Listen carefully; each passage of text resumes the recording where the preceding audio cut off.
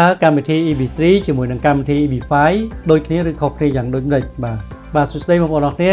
ថ្ងៃនេះខ្ញុំសូមធ្វើការចែករំលែកនៅចំណេះដឹងមួយចំនួនទាក់ទងជាមួយនឹងកម្មវិធី2សម្រាប់បងប្អូនដែលចង់ទៅរស់នៅសហរដ្ឋអាមេរិកទាំងគ្រួសារបាទគឺកម្មវិធី EB3 ហើយនិង EB5 បាទកម្មវិធី EB3 គឺជាកម្មវិធីដែលយើងទៅធ្វើការគឺត្រូវមាន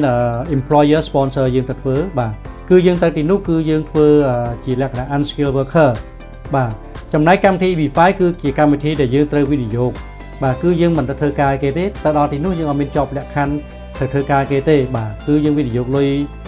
ចំនួន$800,000ទៅលើគម្រោងដែលខាងរដ្ឋាភិបាលគេបានអនុម័តអញ្ចឹងខុសគ្នាពីទី1គឺមានក្រុមហ៊ុនធានាយើងទៅធ្វើការទី2គឺអត់មានក្រុមហ៊ុនធានាទេគឺយើងវិនិយោគហើយក៏យើងអត់ជាប់លក្ខខណ្ឌទៅធ្វើការដែរហើយកម្មវិធីទាំងពីរហ្នឹងគឺរយៈពេលរដ្ឋការវិញគឺ EB3 គឺប្រើពេលយូរជាងអាចថា3ទៅ4ឆ្នាំឬក៏អាចយូរជាងហ្នឹងចំណែក EB5 វិញបងប្អូនអាចត្រឹមតែ2ឆ្នាំកន្លះបងប្អូនអាចទៅបានហើយបើសិនជាបងប្អូនបញ្ញាប់ហើយបងប្អូនអាចសុំវីសាទេសចរបាទវីសា B1 B2 បានគឺបងប្អូនអាចទៅបានរយៈពេលក្រោម1ឆ្នាំហើយចំណុចដែលដូចគ្នានោះគឺកម្មវិធីទាំងពីរគឺបងប្អូនអាចទៅជាលក្ខណៈគ្រួសារបានបាទគឺមានប្តីប្រពន្ធនិងកូនដែលមានអាយុក្រោម21ឆ្នាំបាទចំណុចមួយទៀតបើសិនជាបងប្អូនដាក់តាមកម្មវិធី EB3 ទៅដល់ទីនោះបងប្អូនត្រូវតែទៅធ្វើការនៅក្រុមហ៊ុនដែលបានធានាបងប្អូនបាទចំណែកកម្មវិធី EB5 បងប្អូនទៅដល់សហរដ្ឋអាមេរិកបងប្អូនចង់ទៅនៅរដ្ឋណាក៏បានទៅនៅទីក្រុងណាក៏បានបងប្អូនទៅដល់ទីនោះចង់ធ្វើការក៏បាន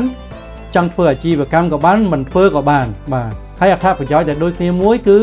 កូនបាទទៅកម្មវិធីទាំងពីរនេះគឺកូនគាត់អាចរៀនបាន free ដល់ទី12ដូចគ្នាហើយបើសិនជាពួកគាត់ចូលរៀនដល់ថ្នាក់សាកលវិទ្យាល័យគឺពួកគាត់បង់លុយដោយកូនជនជាតិអាមេរិកផងដែរបាទគឺហៅ local fee នោះបាទសង្ឃឹមថាវីដេអូនេះបានជួយចែករំលែកនៅភាពខុសគ្នាឬក៏ភាពដូចគ្នារវាងកម្មវិធី EB3 ហើយនិង EB5 ដល់បងប្អូនអរគ្នាបាទបើសិនជាបងប្អូនចាប់អារម្មណ៍ពេញចិត្តសូម follow page របស់ខ្ញុំនឹងមានការចែករំលែកបន្តទៀតបាទសូមអរគុណ